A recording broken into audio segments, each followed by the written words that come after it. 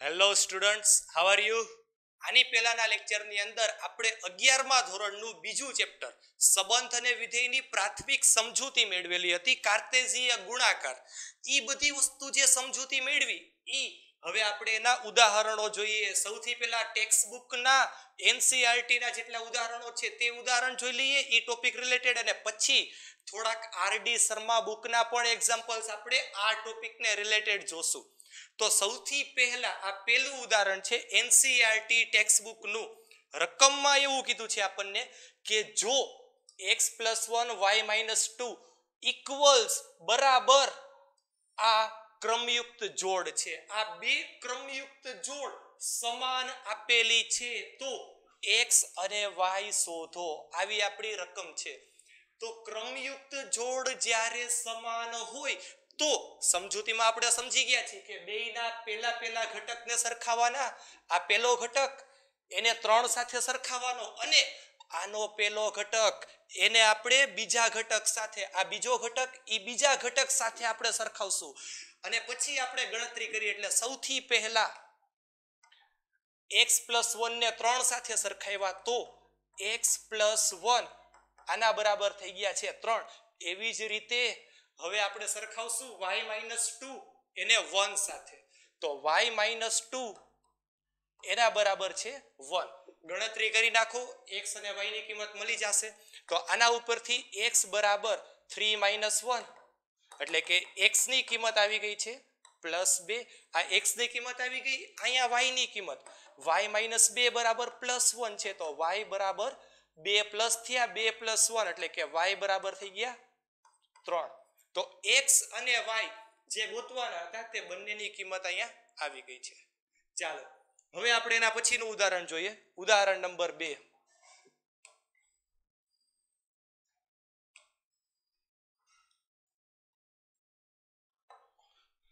ઉદાહરણ નંબર 2 માં શું કીધું છે? જો p બરાબર abc એક ગણ આપ્યો છે, q બરાબર r, p અને q બે ગણ છે તો p ક્રોસ q અને q ક્રોસ p આપણે શોધવાના છે. આ તો કાર્તેઝીય ગુણાકાર જ છે, હમણાં જેમ આપણે કર્યો તો.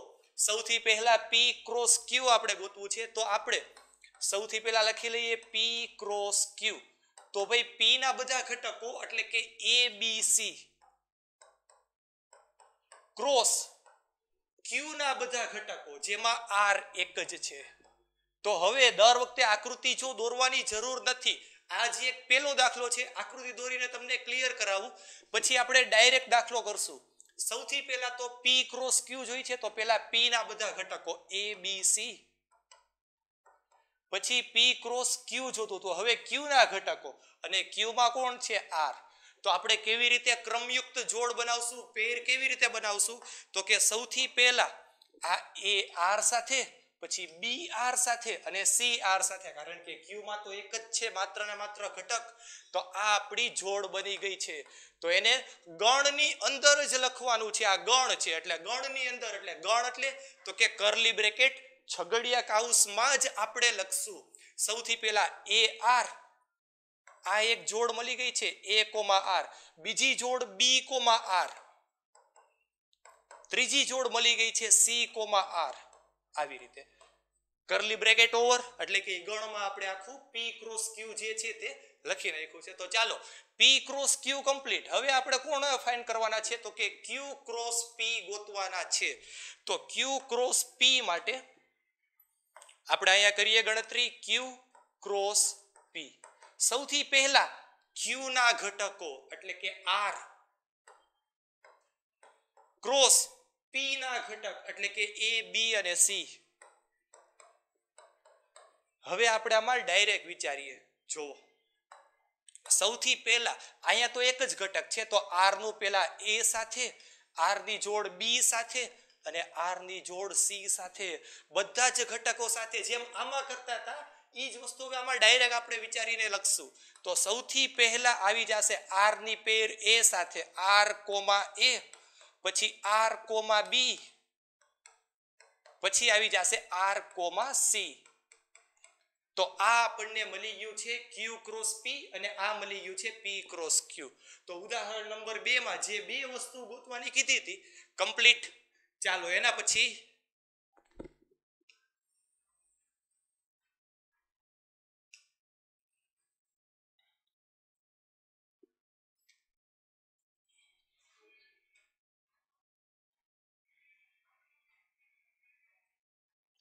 પછી ઉદાહરણ નંબર 3. ઉદાહરણ નંબર 3 માં શું આપેલું છે કે અમુક ગણ આપેલા છે a બરાબર 1 2 3, b બરાબર 3 4 અને c બરાબર 4 5 6. ત્રણ ગણ આપેલા છે તો નીચેના ગણ શોધો. આ નીચે ચાર રકમ આપી છે, ચાર વસ્તુ આપણે શોધવાની છે. હવે આમાં પહેલું ચેપ્ટર તમને હોવું જોઈએ ક્લિયર, તો આ ચેપ્ટર ના આ દાખલા કરી શકશો. કારણ કે પહેલા ચેપ્ટરમાં યોગ ગણ, છેદ ગણ આ બધી વસ્તુ આપણે ભણી ગયા છીએ, તો અત્યારે એનો ઉપયોગ છે. હવે સૌથી પહેલા આપણે આ ગોતવાનું છે. આ પહેલું તો પહેલામાં શું કીધું છે ગોતવાનું કે એની ક્રોસ b છેદ c સાથે આપણે જોઈ છે. તો સૌથી પહેલા તો આપણે b છેદ c ગોતવું પડશે. b છેદ c એટલે કે b અને c નો છેદ ગણ. તો ચેક કરો, b અહીંયા છે, c અહીંયા છે, બેયનો છેદ ગણ એટલે શું? તો કે બેયમાં જે કોમન ઘટક હોય એ બેયનો છેદ ગણ કહેવાશે. b અને c માં કોમન ઘટક કોણ છે? તો કે અહીંયા 4, અહીંયા પણ 4, એના સિવાય કોઈ ઘટક કોમન નથી. તો b છેદ c શું મળ્યું આપણને? તો કે 4 મળ્યું. હું અહીંયા પહેલા અહીં લખી નાખું, b છેદ c મળી ગયું 4. એની ક્રોસ પ્રોડક્ટ કોની સાથે છે? a સાથે. અહીંયા a. હવે a ના ઘટક હતા 1 2 and 3, અહીંયા લખી નાખ્યા 1 2 3. ચાલો તો હવે તો સિમ્પલ ક્રોસ ગુણાકાર જ છે, a ક્રોસ આ. તો કેવી રીતે આપણે કરશું? સૌથી પહેલા આ 1 4 સાથે, પછી બીજો કોઈ ઘટક હોય તો બધા સાથે, પણ બીજા કોઈ ઘટક નથી, એક જ ઘટક છે. તો આ પહેલી પેર મળી ગઈ 1,4, પછી 2,4 અને પછી લઈ લેશું 3,4, 2,4 અને 3,4. તો આ જે છે તે આપણને a ક્રોસ b છેદ c મળી ગયું છે. ચાલો હવે આનો બીજો દાખલો આપણે જોઈએ. બીજા દાખલામાં શું ગોતવાનું કીધું છે? તો કે a ક્રોસ b છેદ a ક્રોસ c. કોનો છેદ ગણ છે? તો કે a ક્રોસ b અને a ક્રોસ c નો છેદ ગણ છે.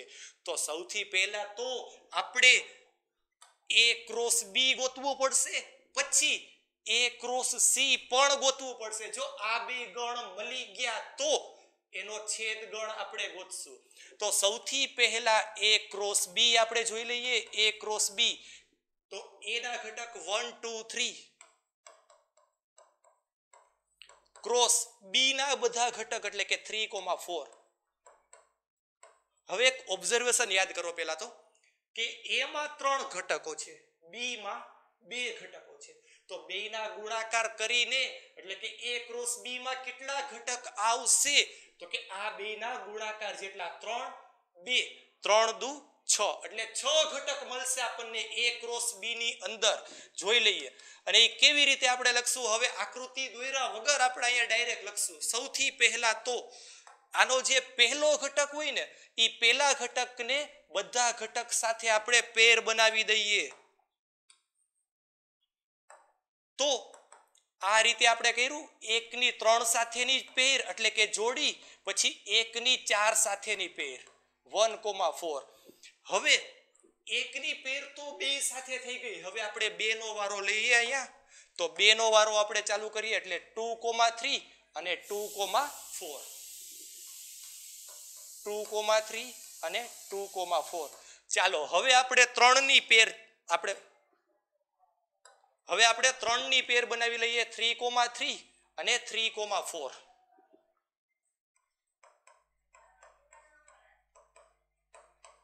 ચાલો તો આ આપણને a ક્રોસ b મળી ગયું છે. હવે આપણે a ક્રોસ c પણ ગોતી લઈએ, પછી બેયનો છેદ ગણ થશે. તો a ક્રોસ c એટલે કે a ના ઘટક 1 2 3 ક્રોસ સી ના ઘટકો, સી ના ઘટક એટલે કે 4 5 6, એ માં 3 ઘટક, સી માં 3 ઘટક, બે નો ગુણાકાર કરો 3 તેરી 9 ઘટકો મળશે ટોટલ આપણને.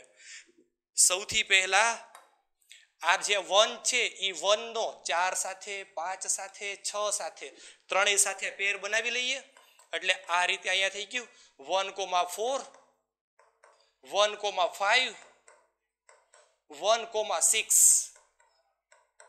ચાલો હવે આપણે પેર બનાવી આ 2 ની 4 સાથે 5 સાથે અને 6 સાથે. તો 2,4 2,5 2,6. હવે અહીંયા 3 છે તો 3 ની પણ આપણે પેર બનાવી લઈએ. 3 ની પેર 4 સાથે 5 સાથે અને 6 સાથે. તો 3,4 3,5 અને 3,6.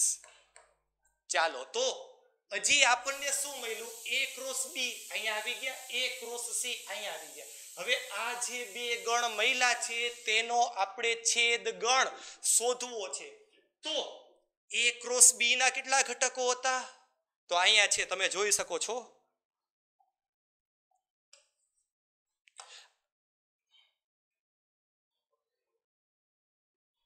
આ A ક્રોસ B ના ઘટકો છે.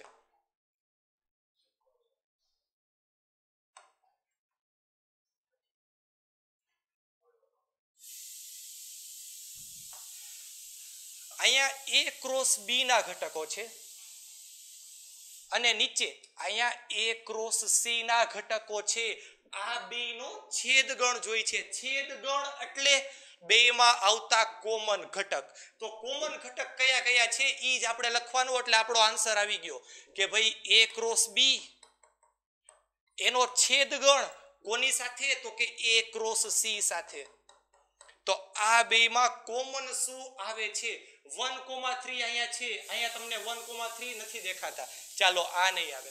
1,4 અહીંયા છે, અહીંયા પણ છે. તો બેના છેદ ગણમાં 1,4 આવી ગયો. પછી 2,3 અહીંયા છે, અહીંયા નથી. તો 2,3 જવા દો. 2,4 અહીંયા છે, અહીંયા પણ છે. તો 2,4 એ બેમાં કોમન છે. તો 2,4 આવી ગયું છે. એના પછી 3,3 નથી આમાં ક્યાંય. 3,4 અહીંયા છે, અહીંયા પણ છે. તો 3,4 પણ આપણે લખી શકશું. તો જે આપણને બીજો પ્રશ્ન પૂછેલો હતો જેનો છેદ ગણ આ તેનો આન્સર છે. ઓકે, તો પહેલો અને બીજો અહીંયા કમ્પ્લીટ થઈ ગયો. હવે આ ત્રીજો દાખલો અને ચોથો દાખલો છે એ આપણે સ્ટાર્ટ કરશું. અહીંયા નીચે પહેલા અહીંયા ત્રીજાની રકમ લખી લઉં. ત્રીજો દાખલો આપણો છે અહીંયા રહ્યો. A cross B union C.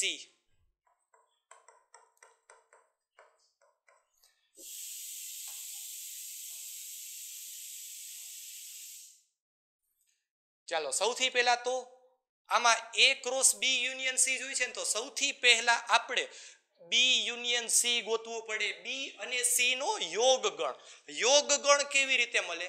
તો કે B ના ઘટકો અથવા તો C ના ઘટકોથી બનતો તમામ ગણ. આ બેયના તમામ ઘટક આવી જવા જોઈએ તો એ યોગ ગણ બને છે. ઉપર આપણને રકમની અંદર આપેલું છે B અને C.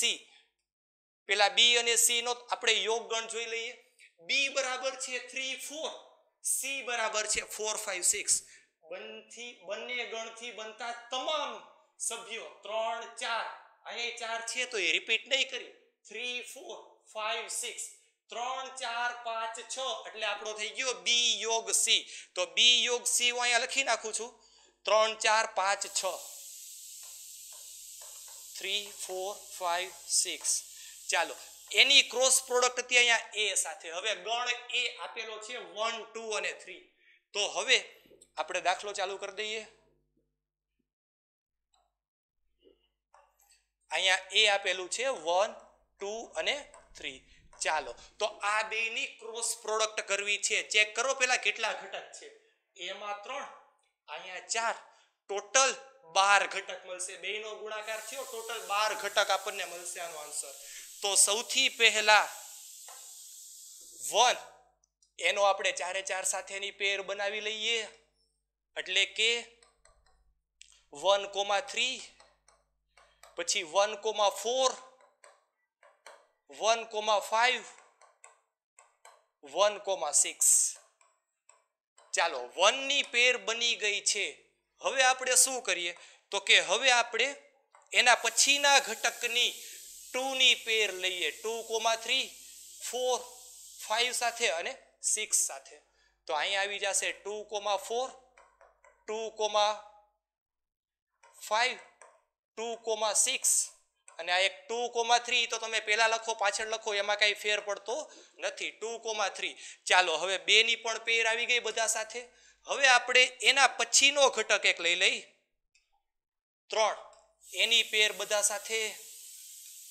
3,3 3,4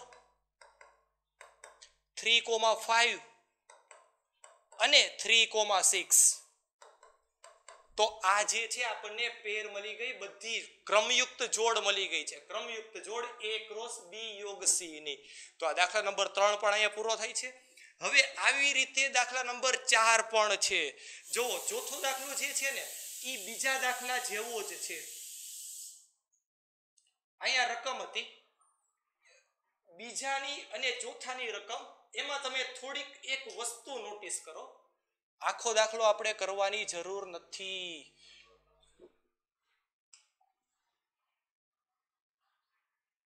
અહીંયા તમે જોઈ શકો છો કે બીજામાં અને ચોથામાં રકમમાં એક જ જગ્યાએ ફેર છે અહીંયા છેદ ગણ હતો તો અહીંયા યોગ ગણ છે A ક્રોસ B અને A ક્રોસ C નો છેદ ગણ હમણાં જ આપણે ગોતી લીધું હતું હવે અહીંયા A ક્રોસ B અને A ક્રોસ C નો યોગ ગણ ગોતવો છે તો A ક્રોસ B આપણે ગોતી લીધું આ રહ્યું અહીંયા જ છે આ A ક્રોસ B આવી ગયું છે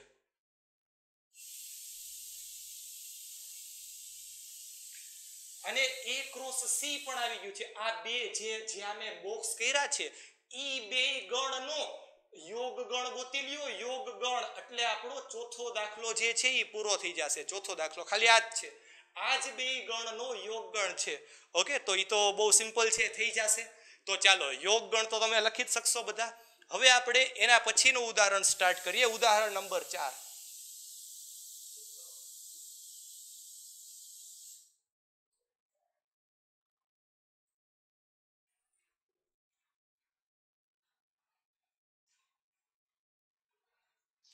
ચાલો ઉદાહરણ નંબર 4 આમાં એવું આપણને આપેલું છે કે જો p બરાબર આવી રીતે 1,2 p બરાબર આપેલું છે તો p ક્રોસ p ટ્રિપલેટ અહીંયા આપણે ગોતવાના છે તો સૌથી પહેલા આપણે p ક્રોસ p ગોતવા પડે એટલે p ક્રોસ p આપણે પહેલા ગોતી લઈ p ક્રોસ p એટલે કે 1,2 ક્રોસ 1,2 ચાલો ડાયરેક્ટ આમાં કરીએ સૌથી પહેલા 1 ની પેર આપણે બંને સાથે 1,1 1,2 1,1 1,2 હવે આપણે એના પછી પેર બનાવી 2 ની એક સાથે 2 સાથે એટલે કે 2,1 2,2 ચાલો તો આ p ક્રોસ p આપણને મળી ગયું છે હવે આપણે આનોય ક્રોસ p સાથે કરશું એટલે p ક્રોસ p આપણને મળી જશે p ક્રોસ p અને એની પણ ક્રોસ પ્રોડક્ટ p સાથે તો હવે આ જે છે આ p ક્રોસ p આપણને મળી ગયું એકવાર લખી લઈએ 1 1 1 2 2 1 2 2 એનું આપણે ક્રોસ કરવાનું છે આ p સાથે p એટલે કે 1,2 સાથે ચાલો ડાયરેક્ટ જ આમાં કરશું આકૃતિ દોર્યા વગર જ કેવી રીતે તો સૌથી પહેલા અહીંયા જે આપણો પહેલો ઘટક છે એનું ક્રોસ અહીંયા પહેલા ઘટક અને પછી બીજા ઘટક સાથે એટલે આવી રીતે થઈ જશે આ 1 1 એનું પહેલો ઘટક એટલે કે પહેલા 1 સાથે પછી 1 1 એનું બીજો ઘટક એટલે કે 2 સાથે અહીંયા પેર બની ગઈ છે હવે આગળ એના પછી અહીંયા નવો ઘટક બીજો ઘટક છે 1,2 તો 1,2 ની પેર પણ આપણે બંને સાથે બનાવશું 1 2 1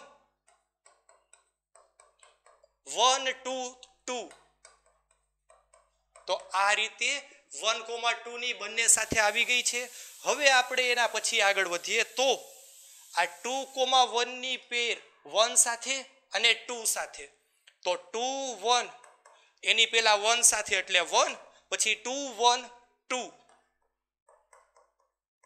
હવે છેલ્લી એક પેર બાકી છે માત્ર ને માત્ર 2 2 ની પેર 1 અને 2 સાથે તો 2 2 1 2 2 1 અને 2 2 એની 2 સાથે 2 2 2 ચાલો ગણ પણ પૂરો અને આપણો આ દાખલો જે હતો p ક્રોસ p ઈ પણ આપણને અહીંયા મળી ગયું છે ચાલો તો આ ઉદાહરણ નંબર 4 અહીંયા કમ્પ્લીટ હવે એના પછીનું ઉદાહરણ નંબર 5 આપણે જોઈ લઈએ